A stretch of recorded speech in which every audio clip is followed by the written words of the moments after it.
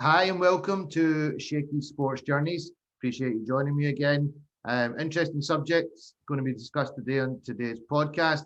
However, I'll tell you a bit more of a background about this person. So Tasneem Summer Khan, most people will know her as Taz, is a Pakistani Afghani who's born in New York, who ended up over in England, learned her rep stuff and played some cricket for Essex Juniors as a wicketkeeper, and and went on to become a highly knowledgeable cricket expert as well as commentating in different tournaments around the world. So welcome, Taz. Thank you. Thanks for having me. So listen, I need to put this out there. This has been the most longest awaited podcast out of any that I've recorded. We've probably set up about 10, 15, maybe 20 times. I'll put my hands up and say half of them I had to cancel, and Taz will be. I'm sure she's happy to admit she had to cancel a few, but it's just a time gap, isn't it? New Zealand, like right now, what time is it? I don't even know, about 11 p.m. 11 p.m. So yeah. You've got a lovely bright morning in Scotland. You can see the sun is shining through the window. But no, look, I really appreciate Scottish sun. Listen, it happens here, even going into October. It's quite amazing. So appreciate you joining me. Subject I want to discuss with you today. I'm just going to go straight into it and ask you the $1 million question. What's your thoughts on New Zealand, first and foremost, being in Pakistan and then just about to start the series and cancelling and leaving the country? I mean, it's a damn squib, isn't it? It feels like the build-up. It probably feels like the build-up that a lot of Pakistani fans have been waiting for a very long time. You know, there's been slow introductions or reintroductions of cricket into the country. We've seen T20 tournaments. We've seen Pakistan playing T20 matches. Then we had the first test match relatively recently. So it felt like things had very much changed for Pakistan since the last 10 years. And then, for Pakistanis, they would have woken up that morning. For me in New Zealand, I was, getting ready for an evening sesh of cricket before bed. And it was just, I think, very shocking news for a lot of people to hear. I know there's been a lot of anger, a lot of disappointment, a lot of hurt pride, hurt feelings from a lot of Pakistani fans. And I can definitely see why. That situation has kind of snowballed and developed. So it started off as New Zealand cancelling a tour for security reasons. And while I think security reasons is a justification that a lot of Pakistani fans would feel a lot of empathy toward, particularly with what's happened in the country, what happened with the Sri Lankan team in 2009. But with the subsequent events, it was England cancelling particularly a very historic women's tour, which I think a lot of us had our eyes on. It would be the first time that the England women's side would have toured Pakistan. So it was due to be a really important moment for women's cricket, an important resumption of cricket between England and Pakistan. So that New Zealand situation, I think, has definitely spiraled and it's become something bigger. I think a lot of Pakistanis would have just seen one disappointing piece of news after another. It's probably best that there's a little bit of time until the Australia series because it just, spaces out disappointment a little bit for some people, but it's been really frustrating. Pakistan has done a lot of work for a successful resumption of cricket back in Pakistan. And I think that the sentiment that a lot of Pakistanis feel right now is what's enough in terms of security? What do we have to do? What do we have to show to show to the world of cricket that Pakistan is a safe place to play cricket? And I think one of the massive frustrations in regards to that is other players. So, you might have Darren Sammy come out, and I know Darren Sammy, you've had him on your show before. You might have even talked about him playing in Pakistan. He's been a significant part of that PSL and of the movement of bringing cricket back to Pakistan. So Darren Sammy can come out and say, Pakistan's, the safest place I've ever been to. I have a blast there. It's amazing. It's, it's great for cricket. Please travel. But until the people who are actually playing at that time in that tournament, in that series, until they feel comfortable, Pakistanis will always have this recourse of the question, what do we have to do to show you that cricket can safely be played in Pakistan? So it's really frustrating. I think personally for me, There was massive frustration. You know, I live in New Zealand now, so seeing New Zealand tour Pakistan after Pakistan have just been here very recently would have been fantastic, even for a very short, half-hearted ODI one-day series. And the test series that they were supposed to be traveling for would have been next year. So we have yet to see what's going to happen with that, what's going to happen in the long term with Pakistan. But it's really disappointing to have cricketing relationships that you feel may be falling through. And I think that's the sentiment that a lot of Pakistanis probably feel. Yeah, no, it really is very, very frustrating. I think from my point of view, I feel sorry for the Kiwis, because I think Kiwi people have shown around the world that they're good, good people. We've seen when the tragic events of the terrorist attack that happened in New Zealand, the support of all the people in the nation, they came together as one. I think, I don't want to bring him into any controversy, but I spoke to Ish Sodhi just recently, and he was actually sat in Islamabad at the time. He was in quarantine, but he had arrived there and he had nothing but, very safe, secure all the way from the airport to the hotel, and everything's been, brilliant. I've been looked after, excellent.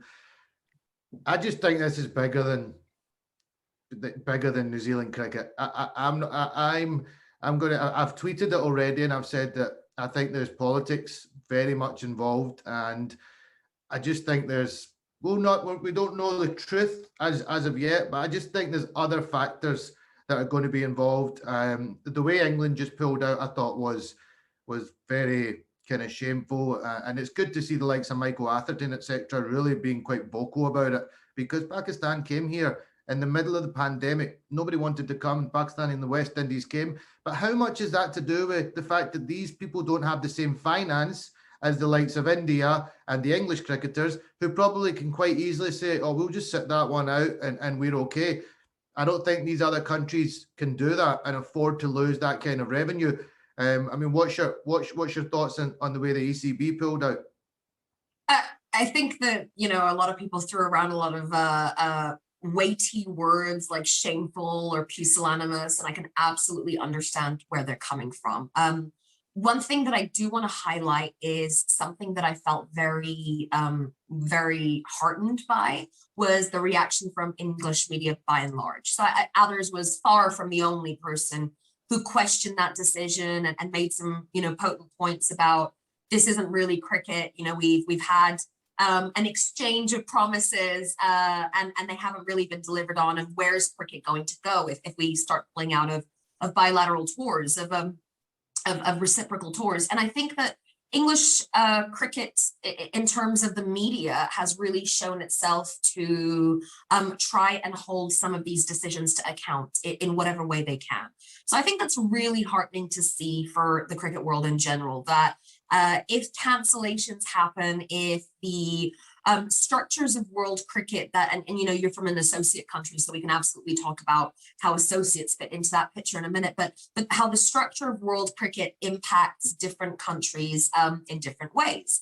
And the more cricket is becoming weighted in a way that we see certain teams playing against each other with more frequency and other teams, rarely play. The more that that's happening, I think the more pushback cricket's community is giving in response to that. And while, we can't really make boards listen to us, and can't make the ICC pay attention, but there are absolutely things that consumers can engage in. With the cricket media, they raise their voices up. There's other ways that we can raise our voices. We can boycott things, we can support things. There's so many range of things that we could do as individuals for what we believe in. But I think that the most heartening thing for me is that no one's really said, yeah, this is cool. Tours should be cancelled left, right, and center. There are valid reasons. I think particularly with England's justification of the COVID bubble, I have so much empathy for that argument, that bubbles must be really atrocious. I've watched, so when the West Indies side and the Pakistan side toured New Zealand last year, they had probably one of the strictest quarantine situations that was going in world cricket at that time. Those guys really suffered. Those two teams had been doing it for pretty much an entire year. In this pandemic time, Sri Lanka have been in bubbles pretty much constantly. The West Indies have spent a lot of time in bubbles. Pakistan have done the exact same. So I have a lot of empathy for that argument. It's quite inhumane to lock people up. That's why we often reserve it just, for prison. So it's a difficult thing for anyone to do, particularly when you do have to go on lengthy tours halfway across the world, be far away from your family, your friends, at a time of global strife. So I have a lot of time and empathy and sympathy for that argument. But that argument quickly falls away when we think about the fact that we're picking and choosing which bubbles it's convenient for us to be in and where our breaks need to be. I think the real concern for the ECB is that debt is the jealousy of world cricket. So I think everybody would really struggle to believe that England are not fully capable of putting out some kind of one-day side that is both competitive and will not have to worry about maybe Ashes bubbles and a month or so later. So I think that argument from England was really disappointing to hear. But it does bring up. Sorry to interrupt you. If I throw this out there, then when the IPL bubble comes up, how many people do you think are going to burst out of that bubble? So it's commercial decisions, right? And so look, you're a former cricketer, so let's be very frank about this. I have a lot of time for people's commercial considerations. Now, you're from an associate country, and if you guys don't make money somewhere, you're sure as hell not going to do it playing cricket. That's the absolute truth of it. Yep. So I hope George Munsey goes to as many T20 competitions as he can possibly fathom all across the world. Now, the situation becomes different when we look at test playing nations and we watch people pick those commercial interests over playing for their country. But at the same time, being again completely and totally honest, people have houses to pay for, they have children to feed, they have families to take care of, and I think that theoretical idea of a flag on your chest, 3 lions on your shirt, whatever country you come from, that theoretical idea is real nice, but it's not really what makes the world go round, right? And it's not the baseline of human. So even with people choosing to play the IPL, I can't get mad at cricketers for doing that. I can't fault them for doing that. Who amongst us would not do that in our professional careers? Make a move that is more financially lucrative for you and your household. It's literally common sense for things that we all engage in. So I don't even really have a problem with cricketers choosing to play the IPL and maybe giving up national duty, not in principle anyway, not in terms of a choice. The thing that I have a real issue with, I can't force players to play things that they don't want to or they don't want to get anything out of. What I do have a problem with is that world cricket hinges on our international structure. This is the only thing that keeps it alive. World cricket will not survive from the IPL or the Ashes or whatever enterprise that we think might be more commercially lucrative for certain countries to engage in. It's not going to work like that. Those will just become small little, cabals of a sport. It won't be international cricket as we know it. If we start pulling out of relationships that have firm commitments that include finances that have already been spent, shared financial responsibilities, liabilities that might hit you a lot harder when you have to cancel something. So when we've got enterprises and relationships and commitments like that, when we start to pull away from those commitments, then what is international cricket really resting on? Which commitments do we know that we will follow through on? Do we just have a guarantee for the Ashes? And, maybe if England, India, Australia are playing important test matches. And so we know that those will get pulled out on. I don't think that that's actually in anybody's interest. I've heard a lot of conversation around this time about what the big three are doing to cricket. I don't think it's necessarily as nefarious or intentionally nefarious as we sometimes think of it.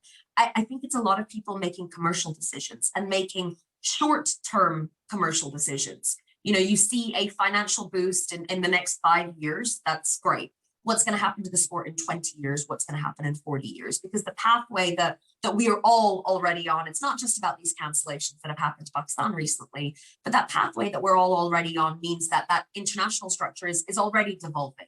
Pakistan might be upset about these canceled series at this moment, But they're not the only team who have seen cancellations. There are other teams who have suffered. Maybe the reasoning has been COVID. Maybe it's been bubble fatigue. Maybe it's been, it just doesn't make sense with our schedule, which is now oversaturated somehow. So whatever excuse we pulled out, we've used excuses. It's not the first time. It's not just because of security concerns or COVID. So this is a problem that we're going to see all over. Now, our real issue is that our sport hinges on making money in certain avenues and in certain places and in certain doses. So we all do better when our opponents, basically when our opponents are teams that stimulate people to watch. So there's big draw trick teams. And I'm sad to say that not all of us are always touring as big draw countries, right? So I will give the example of Pakistan. When Pakistan came to New Zealand, I would talk to Kiwis and I'd be like, oh yeah, cricket summer starting. And they'd be like, oh yeah, but it's just West Indies and Pakistan. It's just West Indies and Pakistan. And if you're talking about cricket, that's a pretty insane sentence. I mean, I'm old enough to remember. They're also the most exciting nations you can watch.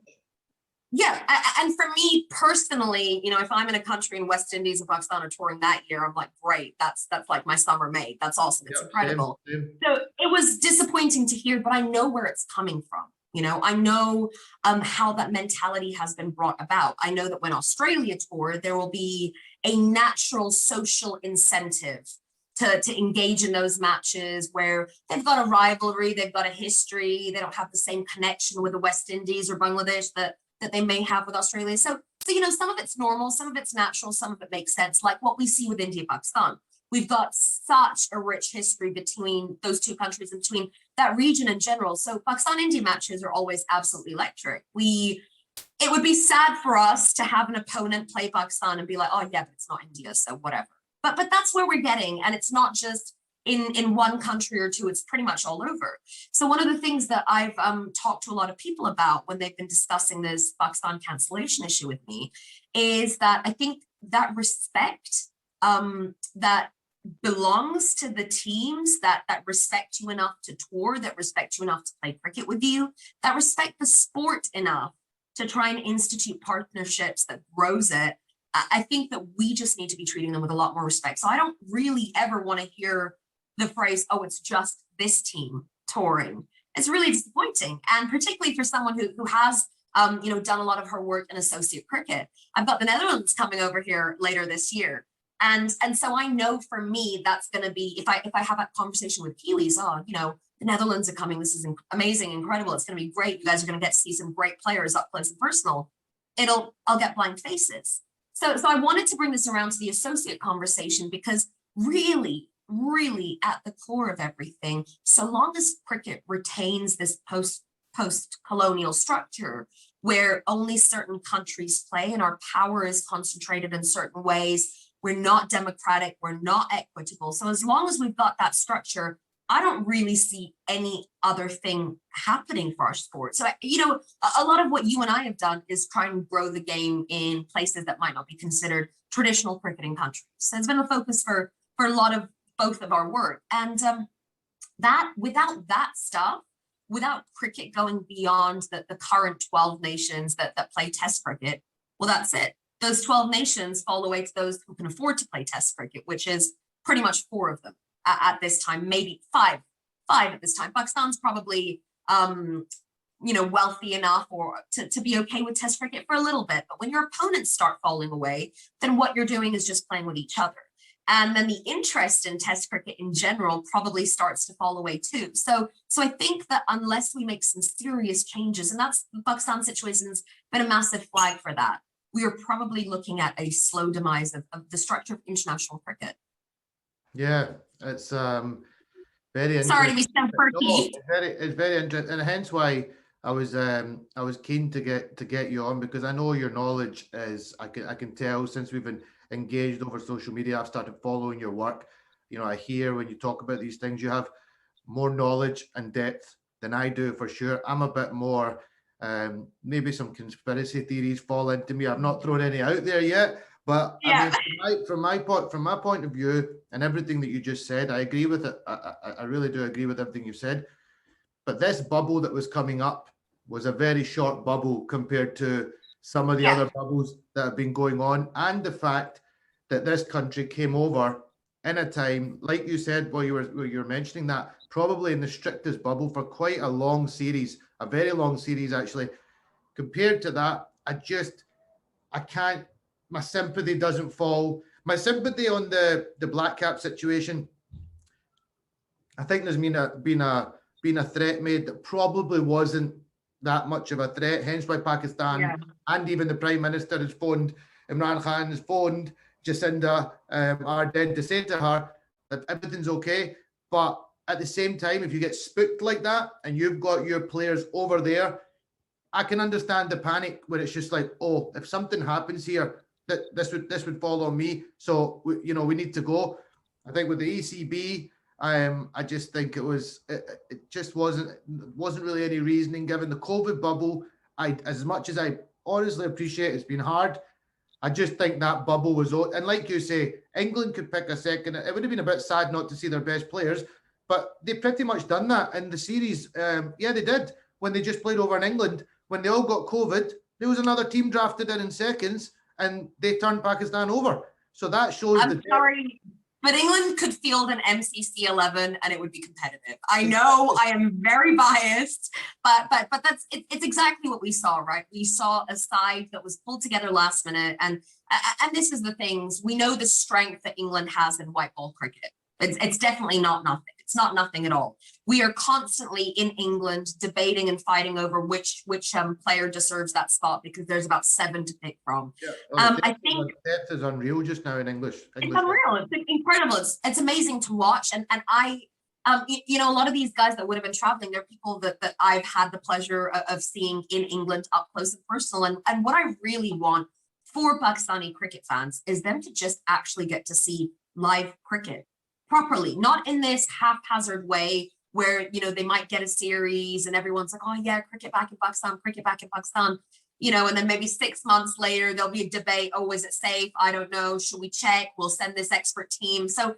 for those Pakistanis who keep asking the question again and again and again, what can we do to show to people? And it's not all teams, because a varied range of teams have been touring Pakistan since about 2017 now. PSL, we've had overseas players now. It's not really a big thing now. It's kind of back to normal. Sri Lanka, Bangladesh, West Indies, South Africa, World 11, like half the England players, like you said, at the PSL. So, but yet this question keeps coming up of, oh, is it safe? Is it safe? Is it safe? I passed an armed robbery today in New Zealand, in sleepy small town New Zealand, an armed robbery. I've never seen an armed robbery in Pakistan.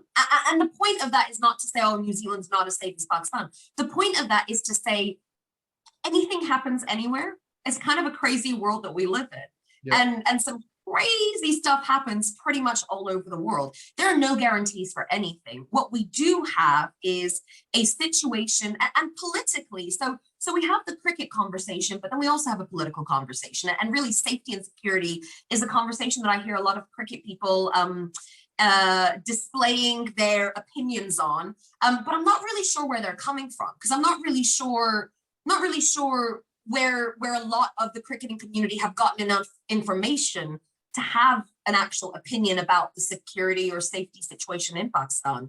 Most of us, conspiracy theories, memes. Well, actually, you know what it is? It's 30 seconds of CNN or BBC headlines once every 3 years. That's what it is. That's when the average person, not people of Pakistani origin or people who work in the region or in different fields that intersect, the average person, well, what do they really know about anywhere else outside of the world other than their own place? I know we all like to front like globalization has meant that we actually know everything about everyone and everywhere. But that's absolutely not the case at all. So I've heard a lot of like robust, strong opinions from people talking about, I think my favorite one was someone talking about how they studied international politics at university, and they learned that Pakistan was the least safe place in the Middle East. Which is really remarkable because, first it would have to be in the Middle East to be the least safe place in the Middle East. But so my point is, like, a lot of opinions from people who don't really know anything. So, but with absolute certainty, in the belief in those opinions. So this is actually really a political question. What is the situation in Pakistan, and does it mean that we should be trying to play cricket there? And that's actually not a question of instances and incidences and circumstances. That is a question of day-to-day life. And in terms of day-to-day life, whether or not it's safe enough to, that is actually the perspective that the PSL has shown you, the other series have shown you, that Darren Sammy spending half his goddamn life for the last 5 years in Pakistan has shown you, or whatever. So on a day-to-day level, of course it's safe. Whether or not a newly registered email address might send Martin Guptill's wife on her email from her website, which is literally info at Laura McGoldrick. Like, I mean, if that's like something that can happen in terms of a threat, yeah, that can happen anywhere. Crazy people, hoaxes, genuine threats. There's a big range of things that can absolutely happen everywhere. But where it's a political question of, is Pakistan safe and stable for things to happen, for events to go on in Pakistan? I guess the question that cricket has to ask itself is, why does it keep asking itself this, or why do we keep asking, is Pakistan safe enough? When, I don't know, everybody from the English royal family to Michael Owen to, you know, every other type of human being in the world hasn't engaged that question. So it really seems to be one that we limit to cricket because, you know, over the last few weeks with the situation in Afghanistan unfolding, Pakistan has, of course, been the country that has assisted almost all NATO partners in the region to be able to remove their citizens, extract their citizens safely from Afghanistan, return them to whatever country, including New Zealand, including England. So all over the world, we have instances of Pakistan being able to, in these last few weeks, move citizens to safety. So from a political level, this is the same country that in the same week, we are saying is safe enough to move sensitive government assets out of Afghanistan, but not safe enough for Martin Guptill. And that's a really interesting philosophical question to me. What safety or security threats can there be in this world that don't care about Her Royal Highness or whatever her title is, Kate Middleton, but do care about Martin Guptill? So it's a politically strange question, in all honesty. I think if you are in those spheres in international politics and in international law, you would probably ask yourself, hang on a minute, so why is cricket really the only time we're saying, is Pakistan safe? It's safe enough to move government assets out of. It's safe enough to actually work with those intelligence agencies for our own Western intelligence agencies. It's pretty much safe enough for everything else. I think there was a BBC report that I saw the other day about a bunch of American biker women, like a group of 60 American biker chicks touring the north of Pakistan. So literally it is absolutely safe for all the rest of us. I guess the question is, what is it about cricket that means that Pakistan is apparently the one place that you can't play anything? And I think that is where Pakistani's frustration is coming from, because it seems safe enough for the West Indian players. So what is it about West Indian lives? I don't know if it's confirmed, but I know Sri Lanka have just done it. And this is the Sri Lankan team that this happened to. I mean, we're talking 10 plus years ago now. But you're right. That's very interesting the way you just summed that up, that everything I don't think people should be forced. I don't think people should be forced at all. But it is a really weird, interesting question. And I wonder how much of it is because cricket's opinions of its other countries that play its sport are real mired in colonialism, like really, really stuck in some very old-fashioned ideas. It's why I still, in the year 2021, hear the phrase calypso collapso thrown around. So cricket is so intimately tied to a certain history. I wonder if that sometimes keeps us one-eyed with whether or not certain countries are safe enough to play in. It's a question, and I think it's food for thought, because really, we're not going to get any answers out of the cancellations that we have seen or that we've witnessed in the last few weeks. I don't think that they're ever going to be publicly spoken about. I don't think that there's going to be any public accountability necessarily for them. I definitely don't blame, the New Zealand players for feeling uncomfortable. Not a massive fan of the way that New Zealand cricket handled the situation. I think it was very poorly handled. It was borderline unprofessional. And I think that in most commercial relationships, that would not be a commercial entity that you engage with again. in other avenues, because we've got to remember that sport is not, it's not about national pride. It's still a commercial enterprise. It's a business.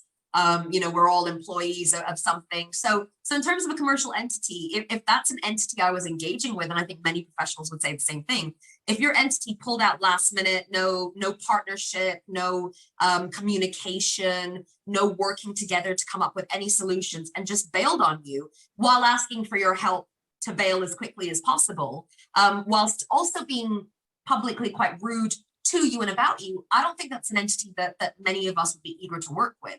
So for me, the way that New Zealand cricket has handled this, they're going to have to do a lot of work to institute goodwill. I've seen New Zealand cricket release some statements about how their relationship with Pakistan cricket is so good, and they've got such strong friendships, and they'll work together. On the same day that the PCB is releasing statements that are very strong-minded, strong-handed, and don't suggest that same positive relationship that the New Zealand cricket statement is suggesting. So I think that there's going to have to be a lot of work done.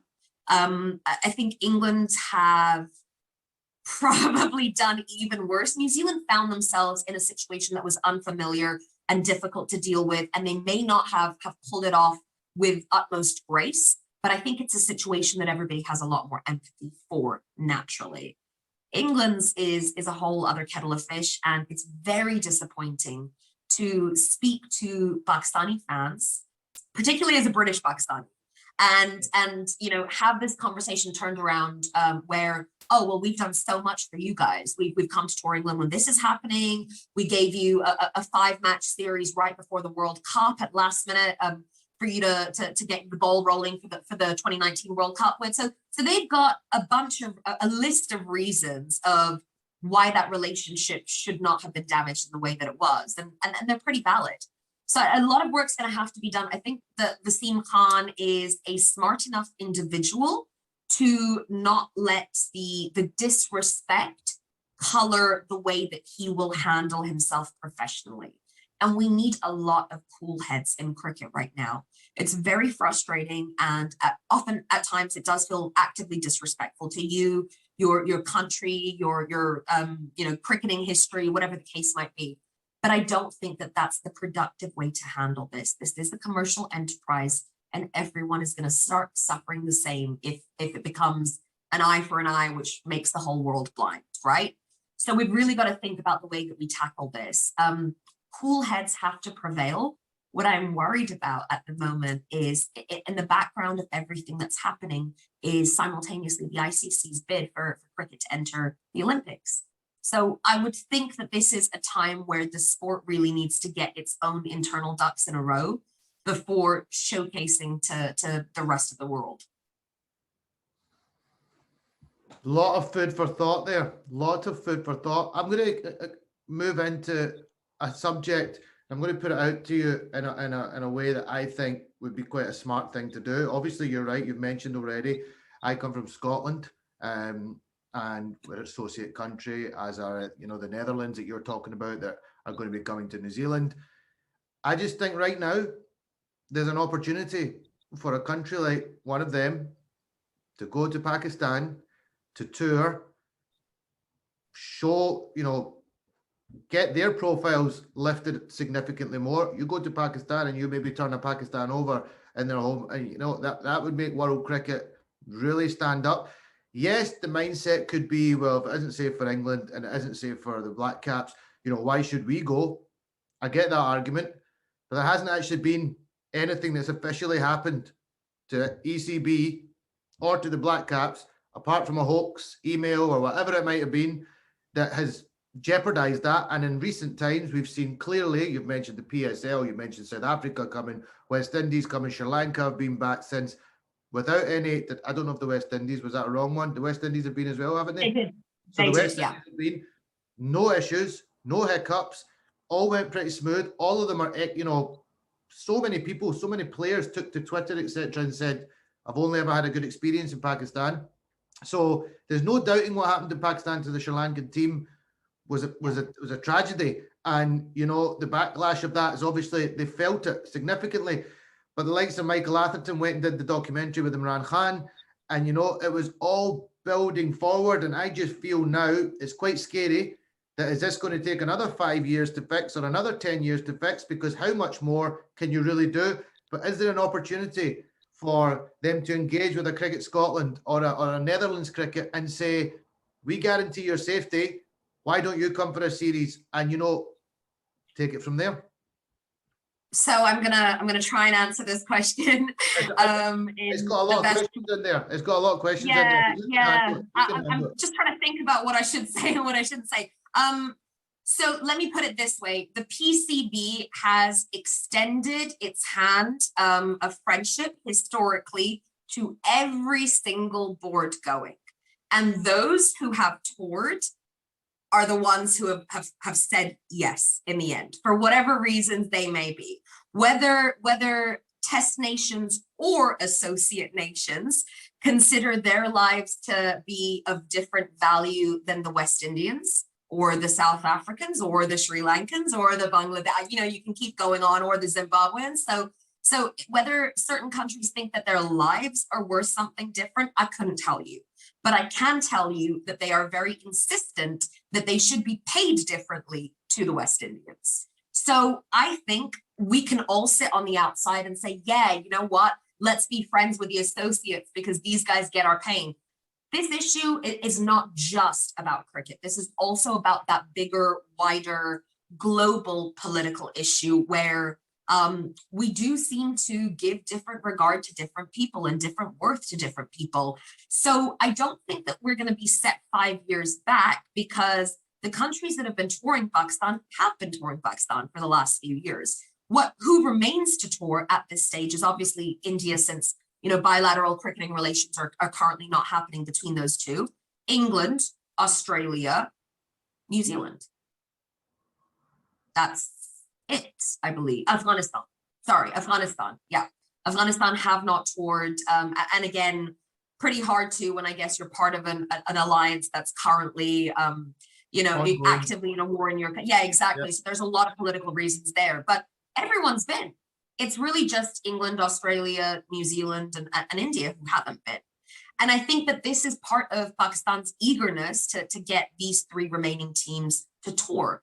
But I think now the question has to be, but why these three teams? Why do teams see their lives as being of different worth? And what's fascinating really is that, are their lives of different worth when Colin Munro is playing in Islamabad for Islamabad United, or when Luke Ronchi has got a PSL shirt on instead of his Black Caps coaching shirt?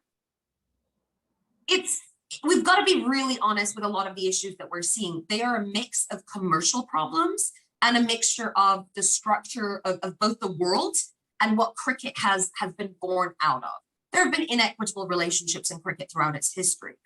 If you want to talk about the issue of racism in cricket, it's a lot bigger than BLM and kneeling or not kneeling for a match and then forgetting about it and whatever. However, cricket can be proud of how it's engaged with race. But I think that bar is real low if you're proud of our bare minimum engagement with race. These issues have been going on for so long, and they affect and permeate each of us in every one of our countries. Australia sees it with its indigenous population.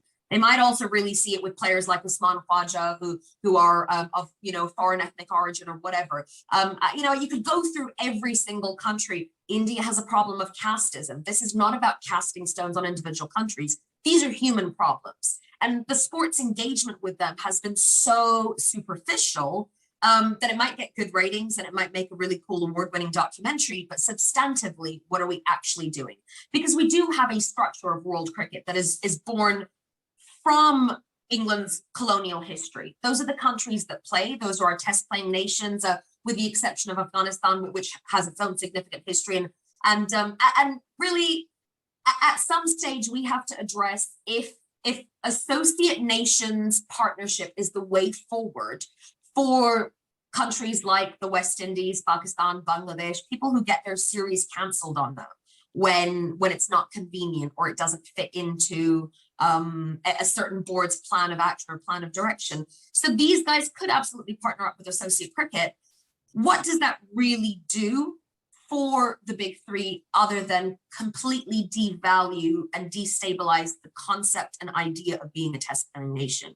If you don't have this exclusive club of test playing nations, then there is no status to be derived from being a test playing nation. There's no financial incentive to come from being a test playing nation.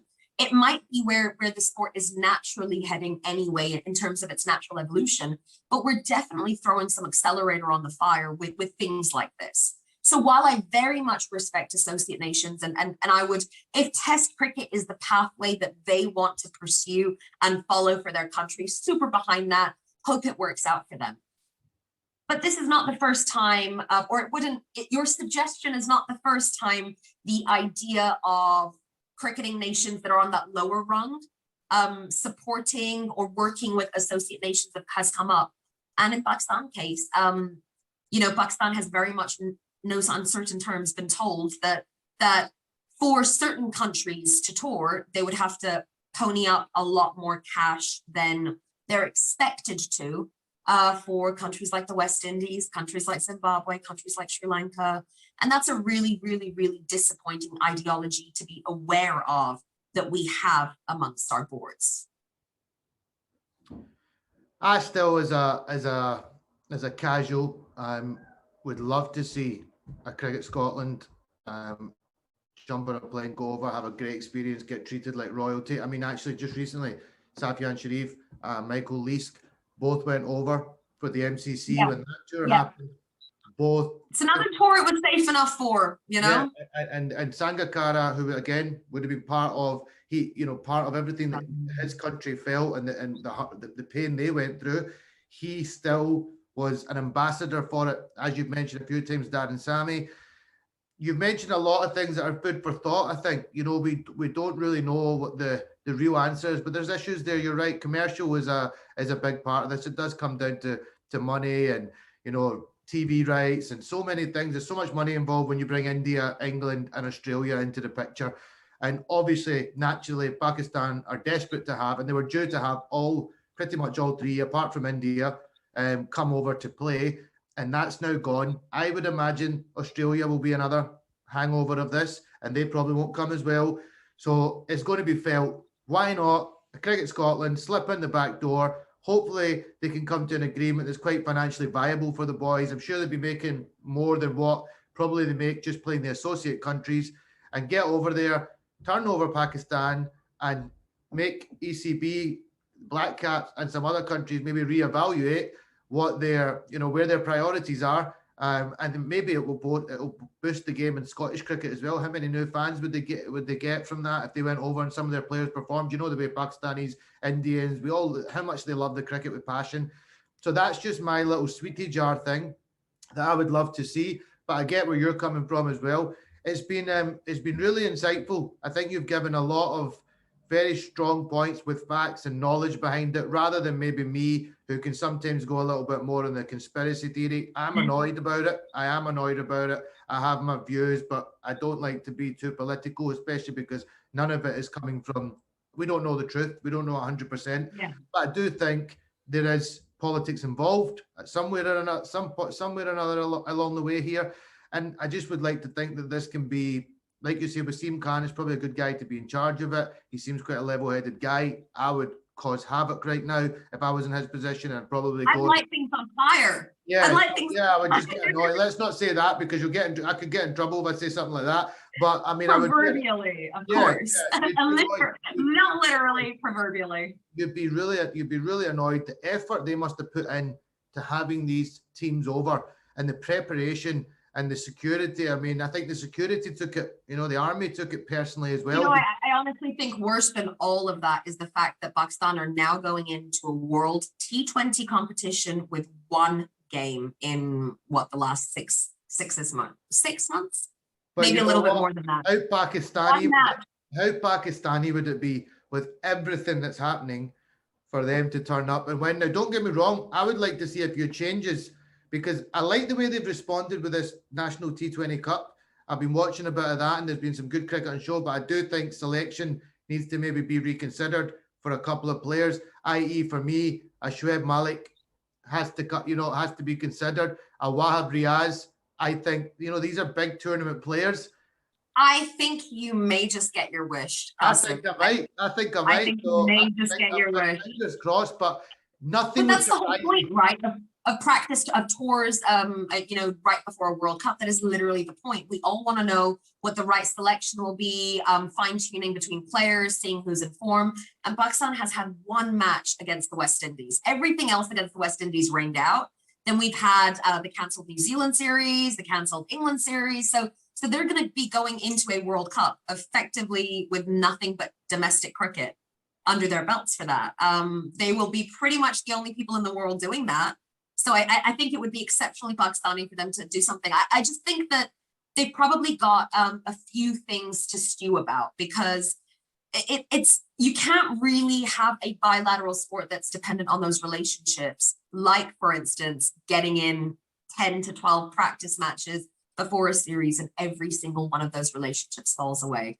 So it's definitely, I don't think there are really any answers that anyone has right now, but I would be wary of people who are so adamant about knowledge about a country that they know very little about outside of the news, that they have no personal understanding of, that they have no cultural understanding of, and I think broader issues that we're seeing in cricket in general. I think anybody who feels that they have a definitive answer for the stuff that we're seeing, they might be very premature in deciding that there's a definitive answer.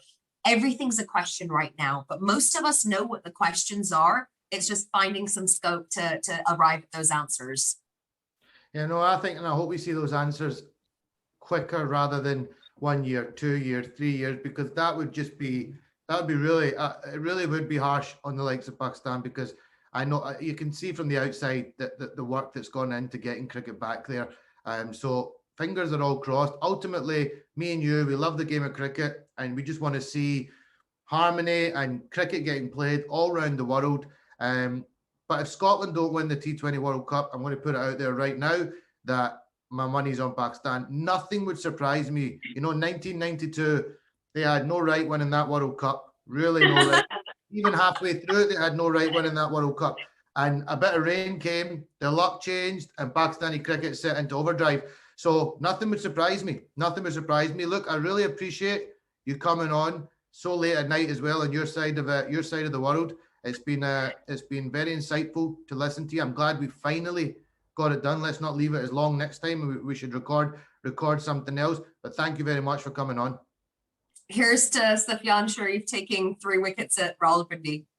Listen, definitely the new Rawalpindi Express with some Scottish blood in them. That would be great. That would be great to see. Thanks, Taz. Thank you.